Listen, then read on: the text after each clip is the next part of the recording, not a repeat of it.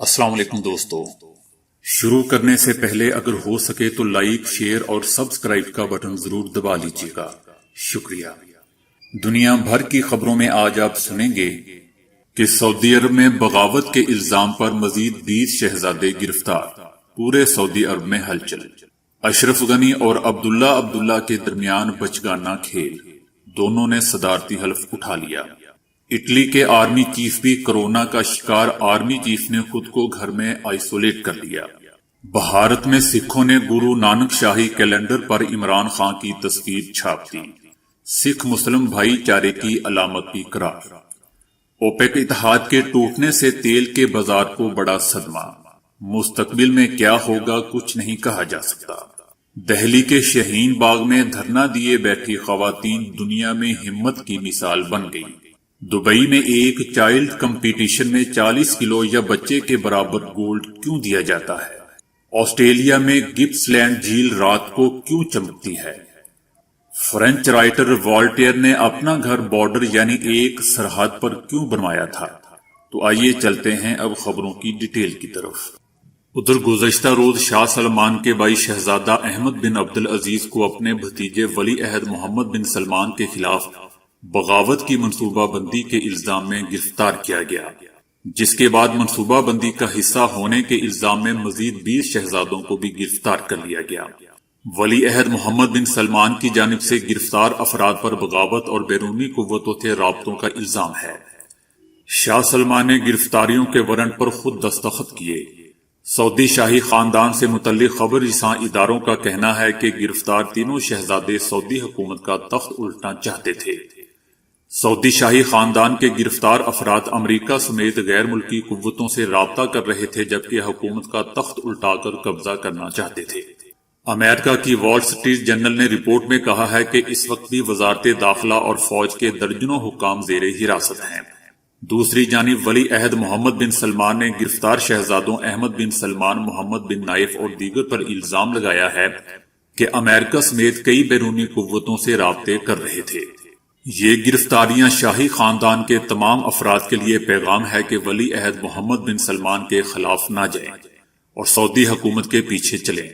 کچھ لوگوں کی جانب سے یہ تک کہا گیا ہے کہ سعودی کنگ سلمان اس بغاوت کی کوشش میں انتقال کر گئے ہیں، تاہم سعودی حکومت کی جانب سے ایسی تمام افواہوں کے جواب میں سعودی شاہ فرمان کی تازہ تصاویر جاری کی گئی ہیں، جس میں وہ نومنتخب اراکین سے حلف لے رہے ہیں۔ ادھر افغان امن معاہدے کے بعد افغانستان میں اقتدار کی لڑائی شروع ہو چکی ہے۔ افغان صدر بننے کی دور میں صدر اشرف غنی اور چیف ایگزیکٹو عبداللہ میں تنازع شروع ہو چکا ہے۔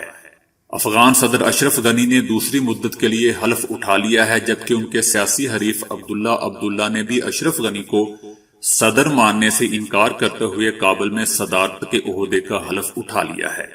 اشرف غنی کی تقریب حلف برداری میں امریکی خصوصی ایلچی زلمے خلیل زاد اور امریکی اور نیٹو افواج کے کمانڈر جنرل اسکاٹ ملر سمیت بین الاقوامی نمائندوں نے شرکت کی۔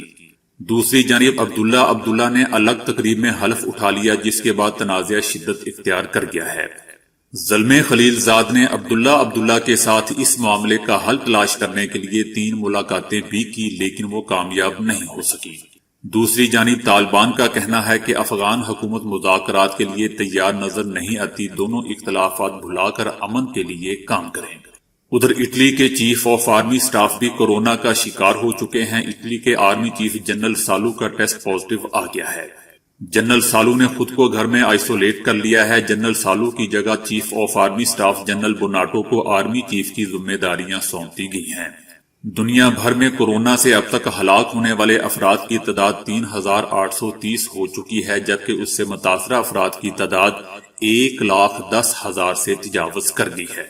باقی دوستو، آپ نیچے میری اس ویڈیو میں سکرولنگ کرتی پٹی کو دیکھ سکتے ہیں کہ کس ملک میں کورونا کی کیا سچویشن ہے۔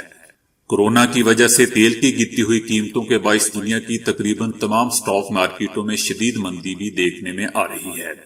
ادھر بھارت میں سکھوں کی تنظیم دل خالصہ یا دل خالصہ نے گرو نانک شاہی کیلنڈر پر وزیر اعظم عمران خان کی تصویر چھاپ دی ہے۔ سکھ رہنماؤں نے وزیر اعظم پاکستان عمران خان کی تصویر اور کرتارپور راہداری کی افتتاح کی تصویر چھاپ کر اس کو جاری کیا ہے۔ سکھوں نے عمران خان کو سکھ مسلم بھائی چارے کی علامت بھی قرار دیا ہے۔ ادھر ایشیا کی مارکیٹ میں تیل کی قیمتوں میں 20% سے زیادہ کمی دیکھی جا رہی ہے۔ دنیا میں سب سے زیادہ تیل برآمد کرنے والا ملک سعودی عرب نے ہفتے کے اختتام پر اس وقت اپنے تیل کی قیمتوں میں کمی کا اعلان کیا جب جمعے کو وہ روس کو اس بات پر رضامند کرنے میں ناکام ہو گیا کہ ماسکو اپنے تیل کی پیداوار میں تیزی سے کمی لائے۔ تیل بنانے والے ممالک کے گروہ اوپیک اور اس کے اتحادی روس نے اس سے قبل تیل کی پیداوار پر لگام ڈالنے کے لیے ساتھ مل کر کام کیا تھا۔ مارکیٹ میں آئل گر کر 35.84 امریکی ڈالر فی بیرل آ گیا ہے۔ اب تک تیل کی قیمتوں میں 30% کی کمی آ چکی ہے۔ جمعے کو سعودی عرب کی قیادت نے 14 ممالک کی تنظیم اوپیک اور روس سے بات چیت کی تھی، لیکن یہ سب سعودی عرب کے طریقہ کار پر رضامند نہ ہو سکے، جس کی وجہ سے سعودی عرب کو قیمتیں گرانا پڑی۔ روس اور اوپیک ممالک کے درمیان پیداوار میں کمی کرنے پر رضامندی نہیں ہونے کی وجہ سے آئل بازار سکتے میں آ گیا۔